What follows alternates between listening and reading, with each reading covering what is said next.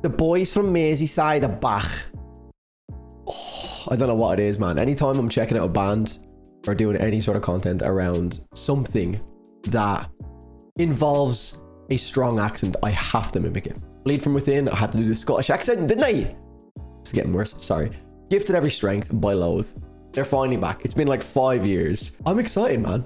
The official music video, I'm guessing there will be after 5 years and you don't come back with a music video. It's kind of crazy. But I'm not waiting around until that drops. I'll check it out on my own time, like I've been doing with like a lot of these releases, like with Sleep Token and shit like that. Yeah, I'm just going to listen to it on Spotify because I want to take in the full audio experience, because you guys know with Loathe, they are one of these bands that is just on the cutting edge. I think they kind of started the trend when they dropped the I Let It In album in 2020. And it's just a lot of bands have been mimicking that sound over the past couple of years. Fantastic album. I only checked it out like 2-3 years ago at this point, maybe like 2.5 years ago. And that is like one of my, if not my most viewed straight up just album reaction. That has like 80,000 views or some shit like that, which is nuts for an entire album reaction. But yeah, man, excited to see where these guys go with this album. The artwork is, I don't even know what the artwork is. It looks like a firework or something going off. Anyone got a guess as to what that is? Let me know in the comments. And yeah, excited to hear this one. Like I said, it's been a long time coming. There's been so many rumors, people speculating. It's been very hard to know what's actually been true. And all of a sudden, just out of nowhere, which is quite refreshing considering, like, you know, with Sleep Token, they've been really milking the drawn out like process of just releasing some fucking music. Whereas Loathe, they're just like, okay, there you go. There it is. So a little bit anticlimactic, but if the music is good, then who really cares, eh? This one is 6 minutes and 10 seconds long. So that's got me very excited seeing that, because I feel like this is going to be a weird one. So, Gifted Every Strength. The boys from Merseyside. Sorry, okay, I'm not going to do it. They're back. Let's go. Ooh, they've got the ominous vibes again. Of course they do.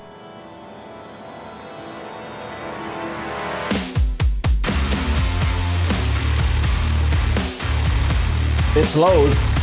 It's Loathe.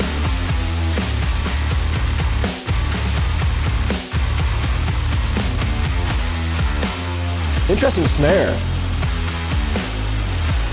Baritone tone is still fucking chunky as ever. Almost.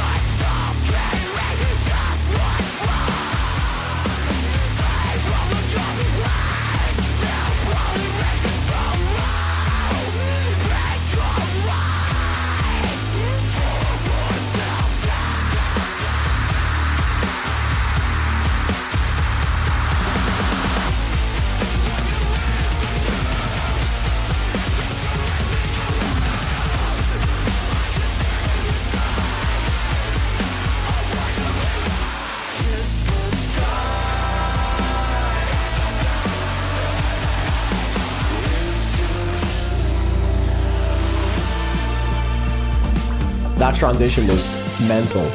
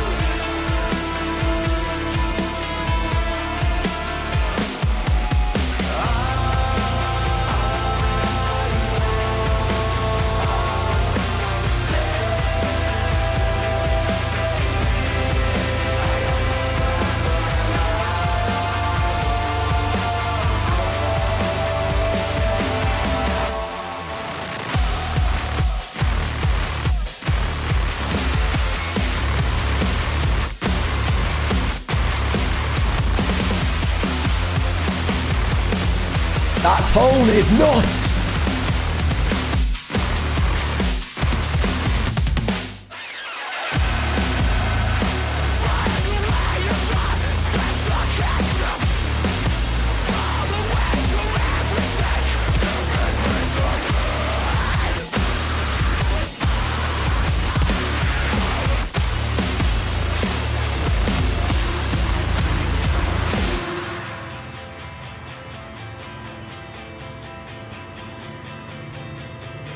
Just keep losing.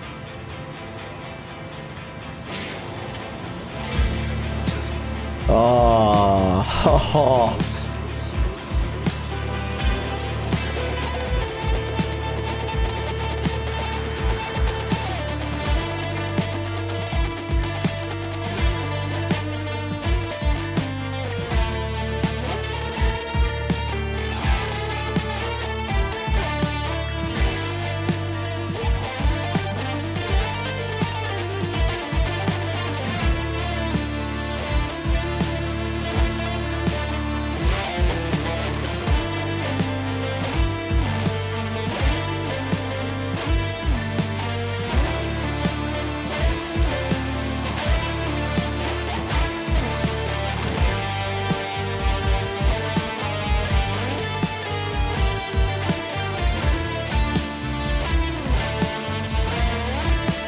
That's like a jazz vibe to it.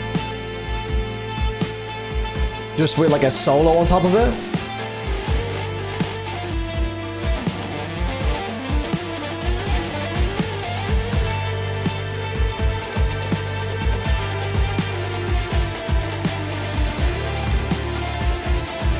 Oh, that's classy.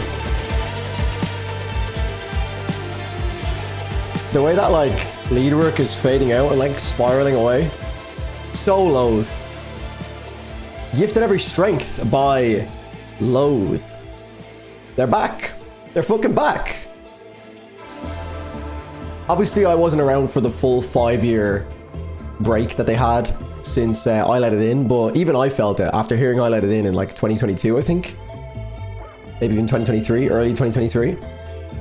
I felt it, you know what I mean? I've seen people who have just been longing for this album for so fucking long now at this point, and it looks like we've made a start, at the very least. We've made a start towards an album, I guess. I don't think there's been an announcement yet. I will confirm that, and then we'll come back and do a review of the actual music, because that was a lot to unpack. So I figured, because this is such a big release, and because I have all day to do this, why not just make this a silly long video? And I've just been enjoying the more long form content recently of like doing absolute unnecessary deep dives on songs that I'm interested in. So why not do that for this as well? We're going to just go through the song again and touch on different points, because it's such a nuanced release, because I have so many things to say about Loathe in general and my thoughts on the band, because it's like this weird like contradiction that I have with the band, where I think they're absolutely fantastic and I completely get the hype, but then other parts of me is just kind of like, okay, right, when I listen to them in isolation, like when I listen to Loathe songs in isolation, I kind of get why some people aren't like as obsessed with them as many people are. And for me, I think it boils down to how you like to consume music for the most part. And I think we've seen that very recently with Steve OG, who obviously myself and Metalbird were bullying for the longest time to actually check out the I Let It In album. And to be honest, I knew deep down that Steve wasn't even going to like the album. Like he gave it like a solid rating, but I knew deep down that it's not really an album for Steve. And I don't think Steve seems to be much of an album guy. He likes to just listen to good singles in isolation. Obviously, I'm sure there's albums out there that he absolutely loves, but you know, I think some people just enjoy the album experience a lot more and like cherish the whole like start to finish thing a little bit more, and like I guess treat the album as like one song in certain ways. I don't think Steve's that kind of guy. So we kind of seen that recently. I think Steve's not an outlier at all. I think more people are probably like that.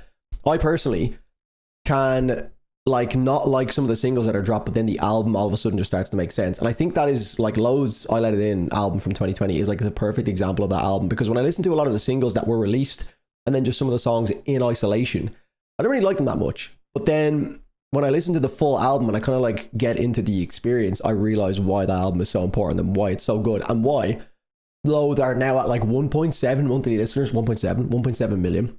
monthly listeners, which I didn't think they were anywhere near until I checked it like yesterday, which is absolutely mind-blowing. Like, I knew they were a big band of the scene, but like, that's insane that they're like crazy big numbers. So obviously a lot of people are clicking with their overall sound. It's like this kind of like dark grungy shoegaze sound with like a metalcore edge to it. I don't even really know how to describe it. It feels very progressive as well. Like, this is a 6 minute and 10 second long song.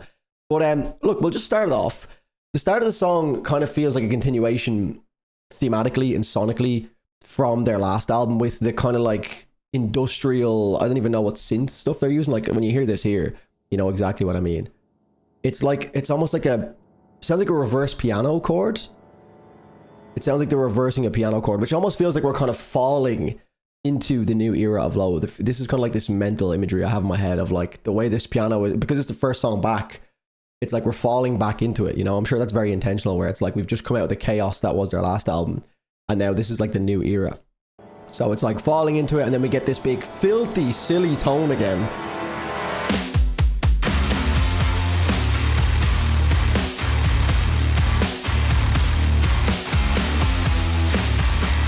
Like, I mean, that tone is very, very recognizable. I think a lot of bands have tried to pull off of that particular gritty, like, it barely even sounds like guitar. I know they use baritones, but it literally just sounds like they've got a bass guitar and they've basically just put so much compression on it that it starts to sound like a chainsaw. Like, it's like so compressed and like gritty and rough around the edges. Like, it sounds like it's hard to me, the tone sounds spiky. Does that make sense? Does anyone else agree with that one?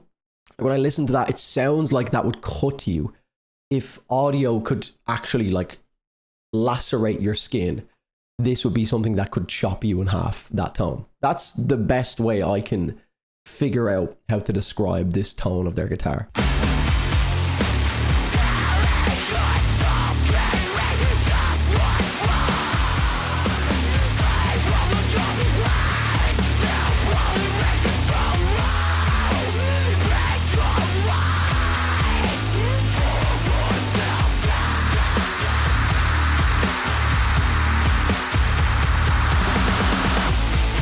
Okay, so everything about that, very Loathe. We've heard that so many times before from Loathe. It's this thing with Kadeem where he is a great vocalist and everything, but for me, Loathe is all about the vibe. It's not necessarily about like one particular thing. Obviously, I've talked about the guitar tone, which is one thing in its own right, and then Kadeem is a very good vocalist, but to me, he's not like, I wouldn't put him on like a pedestal of like one of the better vocalists in the scene at all. Like, he does what he does very, very well, and it fits the vibe of Loathe very much, but I don't really see Loathe as being like this one thing. This is why it's such a confusing band for me, because they are really, really good across the board, but they don't really do anything that like massively piques my interest, apart from that like grungy industrial vibe that they pull off so well. And Kadeem's vocals are always mixed in a way that it's very much so like just a part of the atmosphere, which is a cool thing, I guess, in the context of the album. But as a single, it just sounds a bit like it's kind of missing something a bit. Like, when his vocals come in, it's kind of like underwhelming in a way, because the guitar tone is so upfront in the mix that it's like Kadeem being involved in it all of a sudden is kind of like, okay, I guess there's Kadeem, you know, he's back. It doesn't really feel like it's a big like moment. Again, I'm just going to use the example of Sleep Token, which is fitting in this point because I know Loathe and Sleep Token are tight. Like, when Sleep Token came back, it was like, well, you are made in the... Like, it is, oh my God, Vessel is here. You know what I mean? It's not like, oh my God, Kadeem's back. I know it's a different band completely, but it's just something that I'm picking up on straight away, where it's like, okay, we've heard, you know, in the last 5 years, a lot of bands have done that guitar tone. So like, hearing a guitar tone coming back in and a vibe is, I guess, a lot less exciting and interesting for like a return song than the likes of a like frontman coming back and being the like a cappella front and center, because it's, you know, human beings are just naturally going to be more unique than a fucking guitar tone. The guitar tone's still great, but it's just not the same impact. So when Kadeem comes back in, it kind of just feels like we're picking up where we left off, which I guess is a good thing if you really want more of that sound from I Let It In. But I just feel like that I Let It In sound has marinated in the scene for so long, and so many bands have like done similar things to it with that guitar tone. And this is another conversation that we could easily have for another day, but like, this seems to happen a lot in the scene, where bands who do something really revolutionary, when they come back, and again, this is not a knock on the song at all, I still think the song is solid and I'm very interested to see where it goes, but I think sometimes bands who like make such a massive like revolutionary stamp in a scene, when they come back years later, it's like the scene has kind of evolved since, because obviously other bands that are creating music in the meantime are like, oh my God, this is doing really, really well. This is working for this time. Let's take this, make our own spin on it, or do the exact same thing, do it a little bit less, you know, and then for the next few years, everyone's going to be like, oh, they're just trying to do the Loathe thing. But then eventually bands start to kind of click with that sound, and then they just evolve it. And then by the time the band who created that sound comes back, they're kind of like almost behind. I feel like that is a prime example with the likes of Viljarta with Thal music, whereas Viljarta like fucking revolutionized the scene in like 2021. Well, not necessarily. I know they've been doing it for years, but that Mastad and Nirvana album, I think it's 2021, maybe 2020. I don't, 2021 possibly. Like they did that, and now I feel like when Viljarta are coming back now, there's like so much expectations. But like Thal has been done so much, and it's been so evolved over the past couple of years that all of a sudden now when they're like doing it, it's just kind of like, okay, we've heard all this before, you know, and it's almost like they're a victim of their own success. I'm not trying to say that this is the case with Loathe. I just feel like it doesn't have the same impact for me right now, because I've heard the I Let It In so many times. I've heard so many other bands doing variations of it. So it's just kind of like, I'm very interested to see where they go with this sound, because are we just going to get another I Let It In album? Because this doesn't feel too far off. I know there's like jazzier sections towards the end and stuff, which we'll get into, but let's keep going.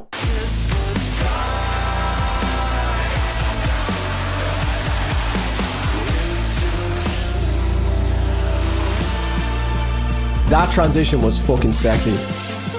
That like bright synth. Almost like an 80s vibe to it.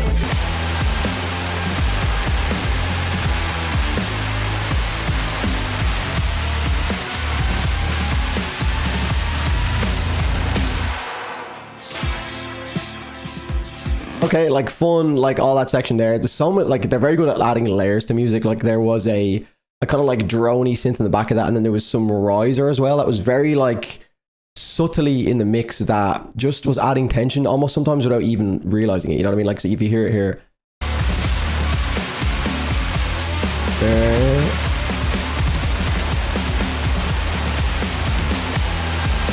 hear it,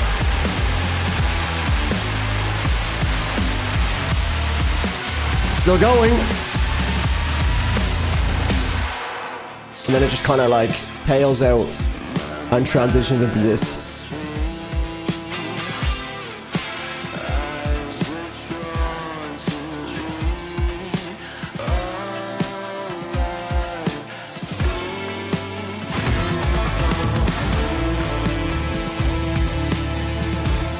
And only now I'm listening to it again. Listen to the lead work. There's no. I think it's 3 notes being played. Listen to that guitar. That that becomes like a theme from this point onwards, where it continues out throughout the entirety of the like next 4 minutes. And we'll get to it at the end, because it's only now that I'm hearing it again, because I was listening to it, and it reminds me of that outro. Really reminds me of Arriving Somewhere But Not Here by Porcupine Tree. So I don't know if there's any influence from the band Porcupine Tree, but if you've heard that song and you know Arriving Somewhere But Not Here, it's very like nostalgic choice of notes on the guitar, and this sounds very much so like that. Now it's not as prominent in the mix here, it's just like another layer, but it does grow. So there's like a theme growing, which is again, Loathe are very good at doing that, where they like add in certain elements and they continue to grow on it and build on it and building it and building it, and then there's like a big climax, and then it's all quiet, and then they go back to some grungy, atmospheric, like synth weirdness, you know? So listen for that as we go on, and then wait until it comes in at the end, where it becomes like the main part of the outro. Down.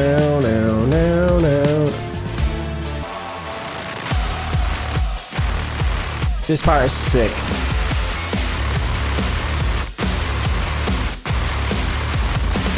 Kicks matching the snare.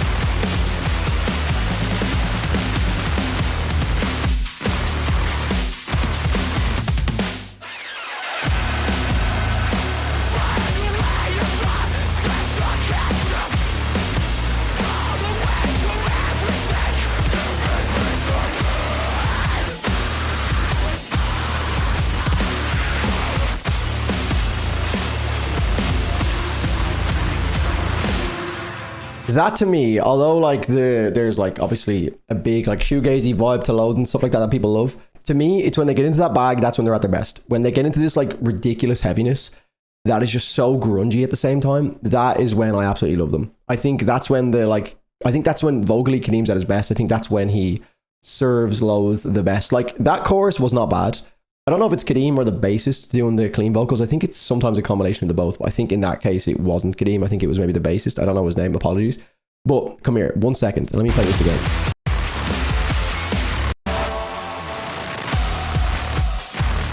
So this is a little bit different from what we've heard from them before. This pace.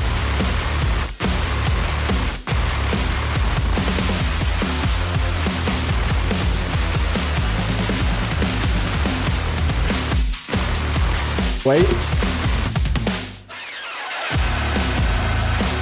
When they get into this like ridiculously low-tuned baritone grisliness, this is where I think a lot of bands in the scene took inspiration from Loathe. This is this sound.